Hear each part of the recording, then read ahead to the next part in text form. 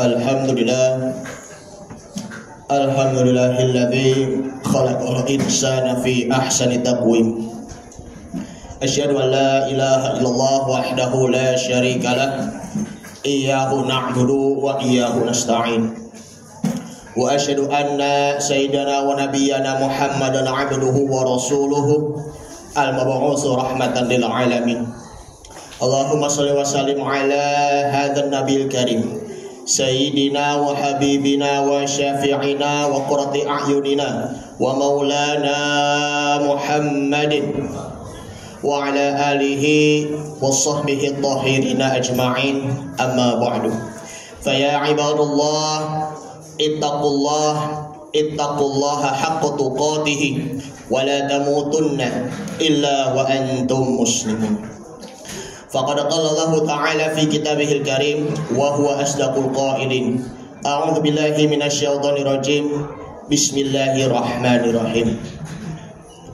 Qul innama ana basyarum mithlukum yuha ilayya annama ilahukum ilahu wahid. Faman kana yarju liqa'a rabbih falyamal 'amalan shalihan wala yusyrik bi'ibadati rabbih ahada.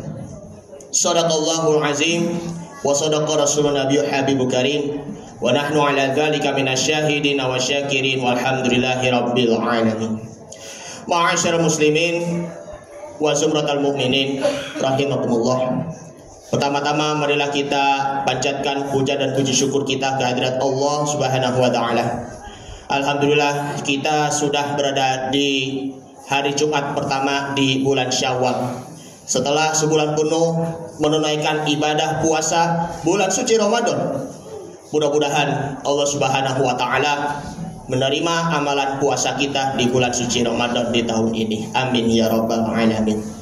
Salawat dan salam marilah kita sanjungkan kepada uswatun hasanah kita, suri tauladan kita, Nabi besar Muhammad sallallahu alaihi wasallam beserta keluarganya, para sahabatnya, dan tentunya kepada para pengikut-pengikutnya, sehingga kita akan meraih syafaatnya di hari kiamat. Amin ya rabbal alamin. Sebelum khatib menyampaikan khutbah,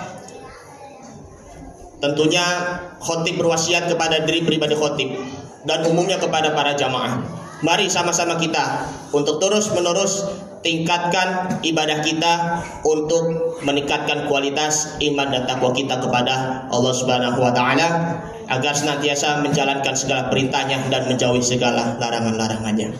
Ma'asyiral muslimin wa zumratal mu'minin rahimakumullah. Al-Fakir akan menyampaikan tema yang sangat sederhana namun menarik bagi kita semuanya, yaitu 4 hal semangat setelah bulan suci Ramadan.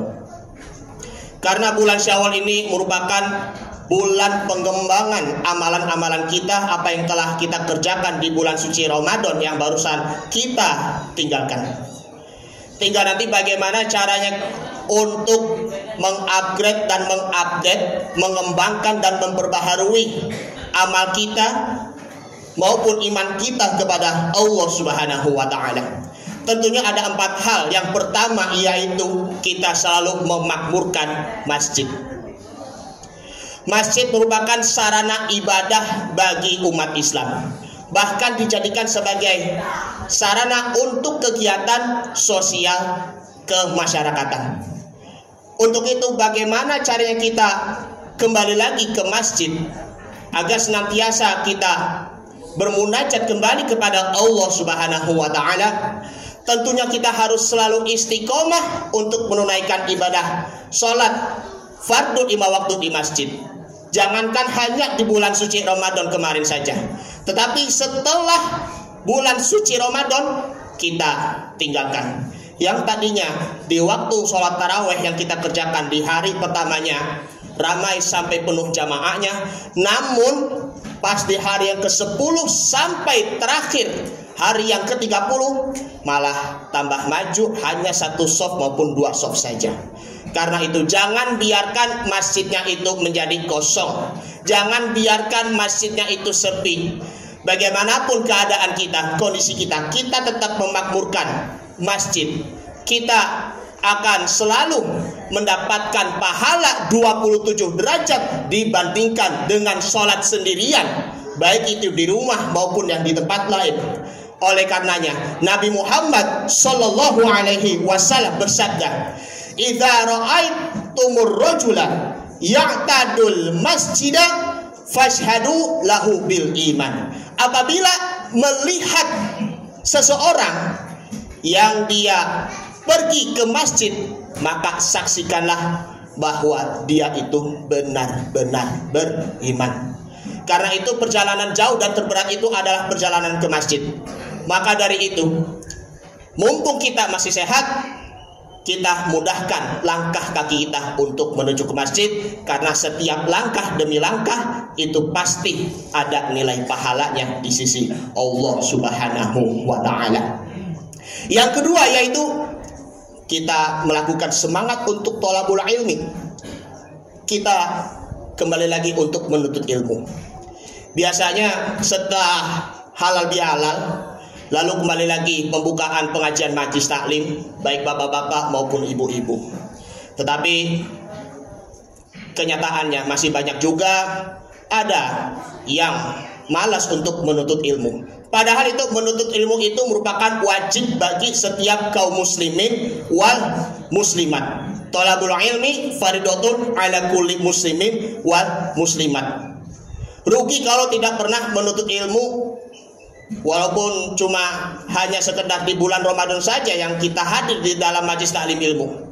Karena itu menuntut ilmu bukan hanya sekedar bagi anak-anak sekolah formal saja, tetapi semua usia, baik itu tua maupun muda. Oleh karenanya dengan menuntut ilmu itu dapat mempermudah kita jalannya menuju ke surga. Apalagi kita perlunya mengamalkan ilmu dalam kehidupan sehari-hari. Kita mengamalkan ilmu lalu kita aplikasikan, maka kita bisa sharing ilmunya, baik itu kepada keluarganya, ayah, ibu maupun anak-anak. Karena disitulah al-ilmu yuntafa'u bihi, pahala ilmu yang bermanfaat itu tidak akan terputus ketika kita sudah meninggal.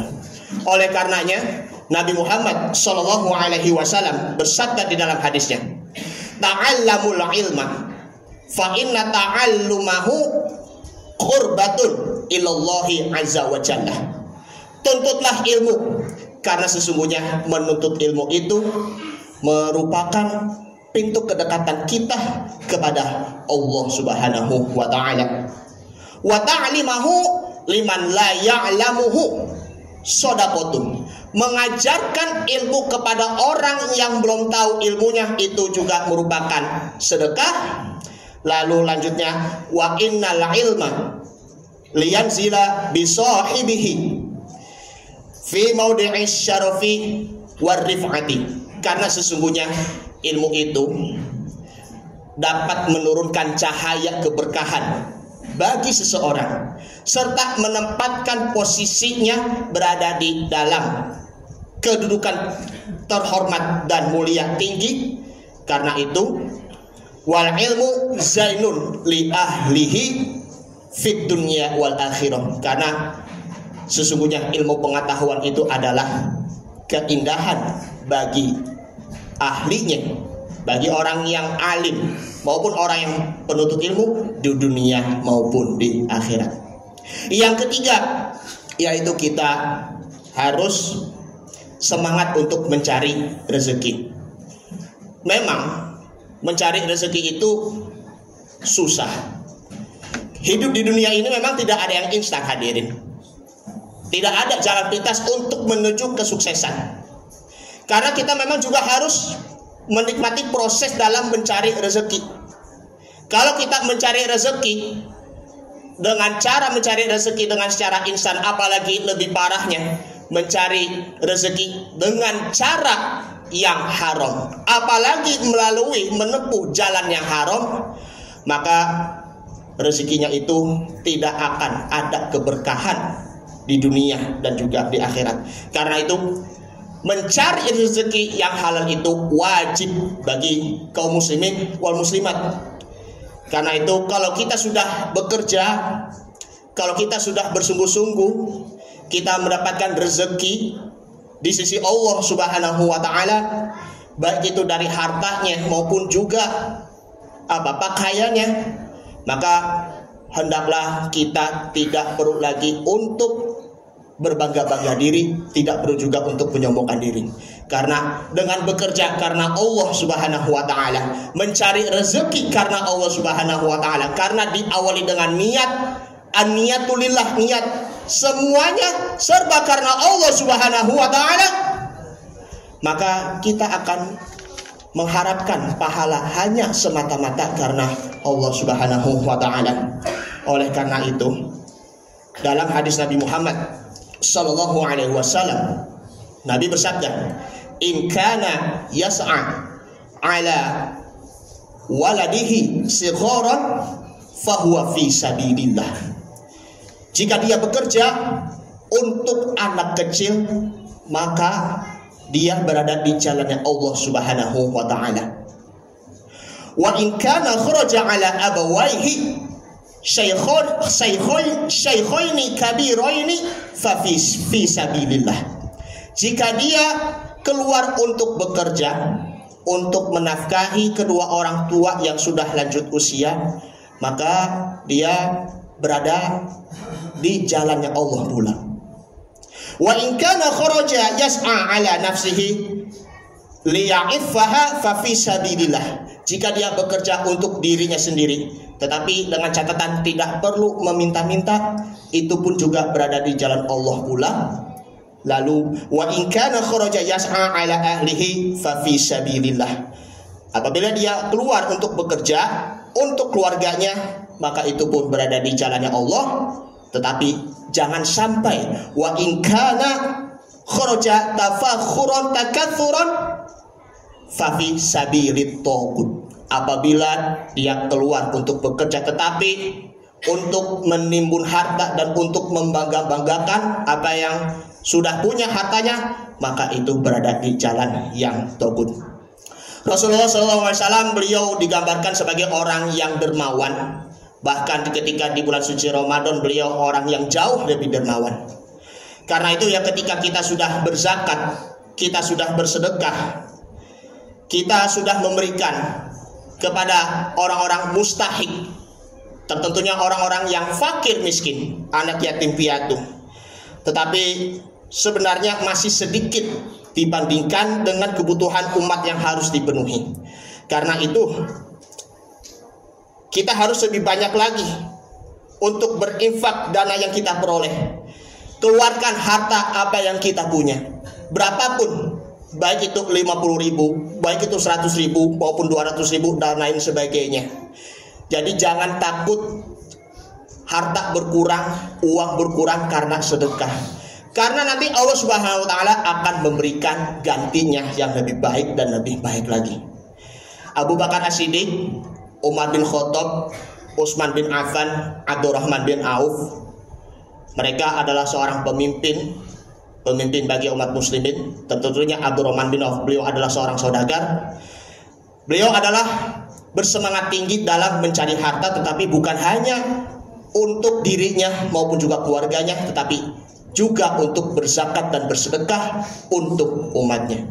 Apalagi bagi kaum fakir miskin, ya tentunya tidak harus selalu menunggu bantuan dari orang-orang yang mampu, tetapi orang miskin pun juga harus mencari rezeki. Bagaimanapun keadaannya, mencari rezeki dengan halal itu pasti di situ ada keberkahannya. Makanya orang-orang miskin dimotivasi untuk berusaha dan juga bekerja keras agar tidak mengemis terus-menerus ataupun menunggu bantuan. Yang keempat yaitu adalah kita selalu beramal soleh. Amal soleh yang kita kerjakan, baik itu puasanya maupun juga sholatnya. Sholat dijadikan sebagai tolak ukur amal soleh. Sholat tanpa disertai dengan puasa maupun sebaliknya, puasa tanpa disertai dengan sholat, maka dua-duanya itu sama saja bohong. Karena jadikan sholat itu maupun puasa itu merupakan ibadah yang terkait yang tidak akan bisa terpisahkan. Karena kalau kita puasanya kemarin kurang, maka bisa diperbaiki puasanya dan bisa disempurnakan bilangan-bilangan hari puasanya. Syukur-syukur bisa menunaikan ibadah puasa 6 hari bulan Syawal, ataupun ke depannya nanti puasa Senin Kamis, ataupun puasa Ayyamul Bid, puasa pertengahan bulan Hijriah tanggal 13, 14, 15, maupun puasa Nabi Daud, sehari puasa, sehari berbuka. Karena itu merupakan sebagai bahan latihan riyadhah batin kita ketika di bulan Ramadan tahun depan bisa terus meningkat dan terus beristiqomah dalam berpuasa. Karena itulah puasa maupun juga sholat merupakan amal soleh yang ada pahalanya, berapapun besar pahalanya. Karena Allah Subhanahu wa taala berfirman di dalam surah Al-Kahfi, surah yang ke-18 ayat yang paling terakhir. Faman kana yarju liqa'a rabbih falyamal 'amalan shalihan wa la yusyrik bi'ibadati rabbih ahada. Barang siapa yang mengharap perjumpaan dengan Tuhannya, maka hendaklah ia mengerjakan amal soleh. Janganlah ia mempersekutukan seorang pun dalam beribadah kepada Tuhannya. Karena itu berpuasa jangan merasa dirinya lebih diterima oleh Allah Subhanahu wa taala. Jangan merasa dirinya sudah puas, karena belum tentu pahala puasa kita diterima oleh Allah Subhanahu wa taala. Karena itu teruslah beramal soleh semaksimal mungkin dengan mengharap ampunan dan ridhonya Allah Subhanahu wa taala, agar amal soleh kita ketika kita sudah wafat nanti, baik puasa maupun amal solehnya diterima oleh Allah Subhanahu wa taala, dan sehingga kita dapat masuk surganya Allah Subhanahu wa taala. Amin ya rabbal alamin. Ini saja yang Al-Fakir sampaikan, mudah-mudahan bermanfaat. Barakallahu wa lakum fil Qur'anil Karim wa nafa'ani wa iyyakum fihi minal ayati wa dzikril hakim wa taqabbala minni wa minkum tilawatahu innahu huwas samiul alim. Aqulu qouli hadza fastaghfirullahal azim li wa lakum wa lisairil muslimina wal muslimat wal mu'minina wal mu'minat fastaghfiruhu innahu huwal ghafurur rahim. Allahumma shalli ala sayyidina Muhammad wa ala ali sayyidina Muhammad. Alhamdulillahilladzi amarna bil ittihad wal i'tisami bihablillahil matin. Asyhadu an la ilaha illallah wahdahu la syarika lah. Iyyahu na'budu wa iyyahu nasta'in. وأشهد أن سيدنا ونبينا محمدا عبده ورسوله المبعوث رحمة للعالمين. اللهم صل وسلم على هذا النبي الكريم سيدنا وحبيبنا وشفيعنا ومولانا محمد صلى الله عليه وسلم. واعلموا أن الله سبحانه وتعالى بدأكم بنفسه وثنى بالملائكة المسبحة بقدسه فقال تعالى إن الله وملائكته يصلون على النبي يا أيها الذين آمنوا صلوا عليه وسلموا تسليما. اللهم صل على سيدنا محمد وعلى آله وصحبه أجمعين ورضوا على أربعة الخلفاء الراشدين أبي بكر وعمر وعثمان وعلي وعلى بقية الصحابة والتابعين والتابعين ومن تبعهم بإحسان إلى يوم الدين وعلينا معهم برحمتك يا أرحم الراحمين. اللهم اغفر للمؤمنين والمؤمنات والمسلمين والمسلمات الأحياء منهم والأموات إنك سميع قريب مجيب الدعوة ويا قاضي الحاجة. ربنا تقبل منا صلاتنا وصيامنا وقيامنا وركوعنا وسجودنا وتعبدنا وتضرعنا وتخشعنا وتمم تغشرنا يا الله يا الله يا أرحم الراحمين. ربنا اغفر لنا ذنوبنا ولوالدينا وارحمهم كما ربونا صغارا. ربنا آتنا في الدنيا حسنة وفي الآخرة حسنة وقنا عذاب النار. عباد الله إن الله يأمركم بالعدل والإحسان وإيتاء ذي القربى وينهى عن الفحشاء والمنكر والبغي يعظكم لعلكم تذكرون ولذكر الله أكبر. أقم الصلاة.